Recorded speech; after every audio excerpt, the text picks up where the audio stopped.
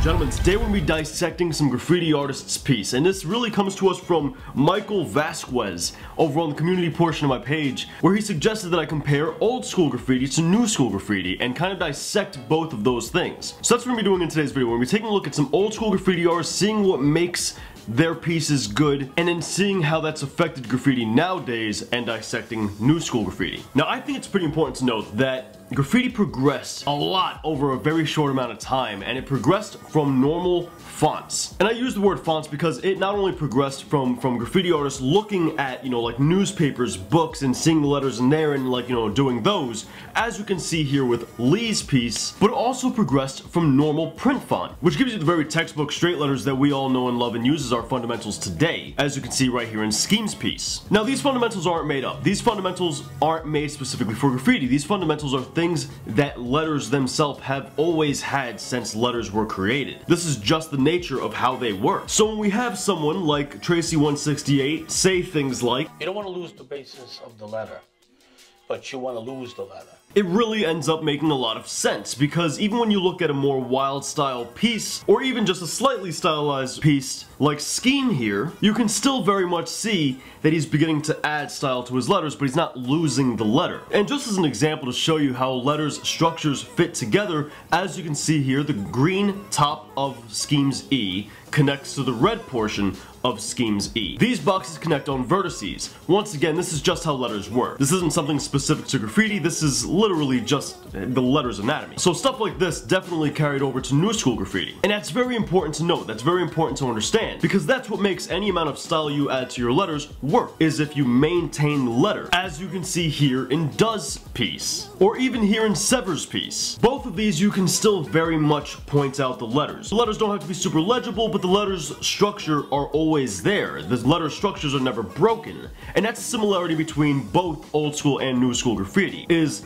the quality pieces, the good pieces, maintain letter structure. That is by far the most important part of graffiti. But furthermore, you can see the beginnings of style nowadays back in the old school days of graffiti. Now I want to show you guys a couple of different examples for the progression of style, and I want to start off with Zephyr. Now if we take a look here at Zephyr's piece, something really interesting is going on here, because at first glance it doesn't really look like he's doing much, but he's using more advanced structures for some of his letters, like E. That's not a basic structure E. Granted, it's a straight letter, so it's pretty basic, but the basic structure for an E looks more along the lines of Scheme's E, as you can see here, not this E. So now we have the development of style, where they're starting to break away from basic print font, and they're starting to break away from basic type, and they're starting to get into more advanced structures by distorting the letters in certain ways that still maintain the structure, once again as shown in the E. Another interesting thing to point out is these red areas here on the letters. These are serifs. Now graffiti serifs and type serifs can be a little bit different, just because type serifs are very constrained in what they can do,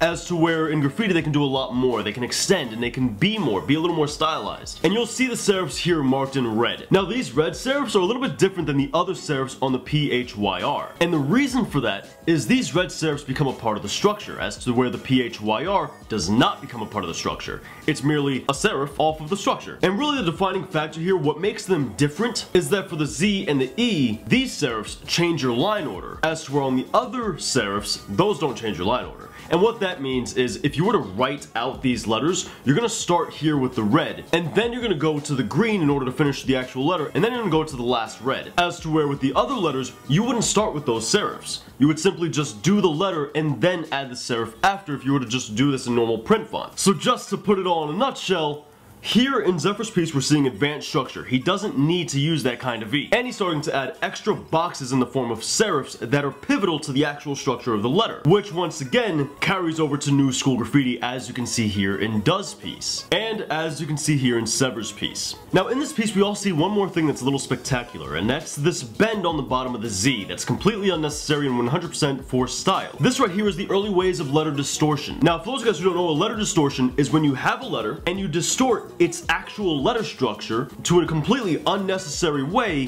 for the sake of style. Now this letter distortion is not an extension of any kind, and the bottom of Zephyr Z nowadays would not be considered a letter distortion, but it's the start of letter distortions today. Now it's probably important to say Zephyr may not be the first person to have done this, but I'm just using him for this example. So now we take a look at this part of the E right here. This is modern letter distortion. Notice how the E is still very much an E. It's still the same exact structure, but he took that box, he shifted it upwards, adding another box, and then shifted it back down, adding yet another box. It still remains as the same structure, but there's a distortion within there. Now this topic gets a little bit deep, so I don't want to spend too much time on it because this literally is a video deserving of its own. But this is a comparison between old school graffiti and new school. And what you gotta understand is the old school graffiti artists, they're not gonna be doing super crazy advanced wild styles that we're seeing today because that simply just wasn't a concept that existed back then. Like wild styles definitely existed, but not to the way they are today. We only got to where we are today because we built off of what they taught us in the past. As you can see, once again, we have the advanced letter structures we have today because of the people in the past. We have the extensions we have today for the same reason, and we have letter distortions that we have today, once again, because of the people in the past. But we also got something else. We also learned how to position our letters and how to connect our letters from our forefathers in the past. And we could see that right here in Dondi's piece. Now, for those of you guys who don't know, the way you connect letters is by connecting them on vertices, or you can overlap and then erase the overlap. But the overlap still needs to flow, and that's exactly what we see in Dondi's piece right here. The D overlaps the O just a little bit. The O overlaps the N just a little bit. The N meets up perfectly with the D. And the D once again matches up perfectly with the I. But as you'll notice, he connected all of these so you can't actually see the full line of the D and you can't see the full line of the O or the N or the D or the I. But if we were to draw those lines in, as you can see, the red line of the D is the continuation of that line, but the blue portion is the reason this works. It's the reason that that red portion is erased. It's the reason the overlap makes it flow, and it's how he's able to connect, because the blue part of the D is uniform and similar to the blue part of the O. When you have that uniformity there, you're allowed to erase that for a seamless connection between those letters. And you'll see this happens again between the O and the N. He's taking one letter with another letter and positioning them in such a way where they overlap enough to get the D's similar line close enough in proximity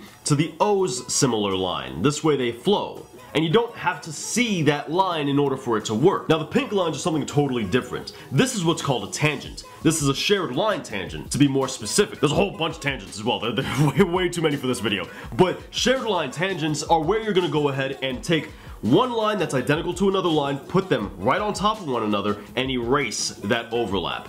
That's what you're seeing here on the N and the I. This still follows line and letter uniformity and similarity, which increases flow. So although the line isn't visually there, you know it's there. So it still works. If you guys haven't seen my video on flow, I recommend you watch it. It's a great video. It's going to teach you literally everything you need to know for flow. I'll leave it in the cards wherever those pop up, and I'll leave it in the description down below. Really good video. Check it out. So right here, we're learning how to connect our letters. We're understanding how this works and the science behind it. Now this certainly isn't the only way to connect letters, but it's without a doubt one of the most common ways to connect letters, which you can see this marked in blue in the Sever piece here. If we take those blues away, you'll see how Sever actually used the tangents in order to connect the letters as opposed to using the overlap. Either one works. In this instance, he decided to use the tangents. Now lastly, we have letter and line uniformity and similarity. So here in the scheme piece, we can see how he has this kind of extension that looks similar to a serif on the top of the S. It extends a little over the top of the S, and he's got something similar on the K. And he's got something uniform to the K, but similar to the S on the E. And then he's got something similar on the M, and then to repeat it once again on the E. This creates flow.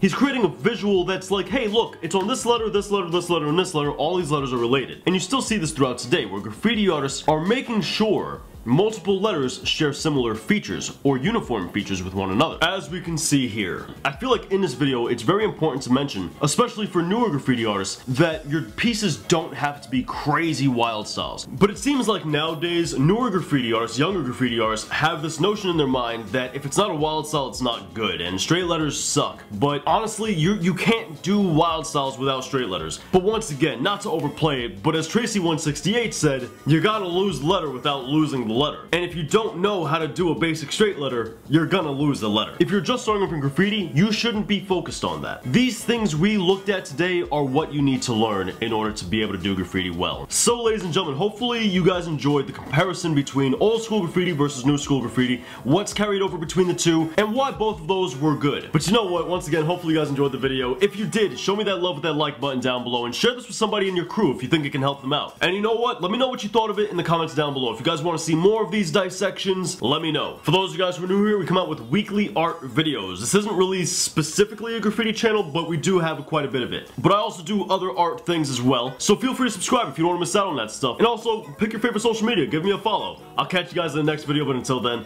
peace.